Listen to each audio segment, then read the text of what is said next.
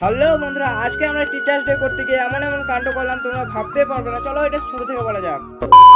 কথাটা হচ্ছে আজকে 12টা নাগাদ আমরা চলে এসেছিলাম স্যারদের বাড়ি সব ডেকোরেশন করার জন্য। আর মেয়েরা চলে এসেছিল রেজা বাছা করার জন্য, সবজি সাবজা রেজা করার জন্য। তো পটল রেজা করা হয়ে গেলে পটলটাকে কড়াইয়ে চাপি দেয়, কারণ পটলে ভাজি হবে। তারপর আলু বানাতে লেগে যায়, কারণ ঘুগনিও তো বানাতে হবে না। ওরা ওইগুলো হয়ে গেলে ওরা লুচি করার জন্য আটা ভিজাতে লেগে যায়। আর আমরা এদিকে আমাদের ওপরে ছাদের কাজটা কমপ্লিট হয়ে যায়, আমরা বেলুন ফুলাতে লেগে যাই। আর এবারে আমাদের একটু ধামাকাদার প্ল্যানিং আছে। তো মেয়েদের আটা ভিজানো হয়ে গেলে দেখতে পাচ্ছ ময়ন দিয়ে সব লুচি বেলতে লেগে পড়েছে। এরা তাড়াতাড়ি করে লুচিগুলো বেলে বেলে দিচ্ছে, আর ওইদিকে লুচি ছাকা হচ্ছে। তো ওদের ওই কাজটা দেখে আমরা চলে আসি ছাদে, কারণ বেলুনগুলো ফিটিং। তো বেলুনগুলো ফিটিং করার পর কেমন লাগছে একটু কমেন্ট বক্সে বলে যাবে। তো টাইম হয়ে গেছে সন্ধে। এবার সব বাচ্চারা আরে যারা যারা করেছে সব চলে আসছে। তো সবাইকে ছাদে উঠিয়ে নিলাম। দেখতে পাচ্ছ কত বাচ্চা ছেলে আরে সবাই করেছে, কতজন আছে। তো সবাই চলে আসে, কিছুক্ষণ পরই আমাদের স্যারও চলে আসে। স্যার তারপর আমাদের গিফটটাও নিয়ে চলে আসি। আমরা স্যারকে কি গিফট দিলাম একটু দেখে নাও।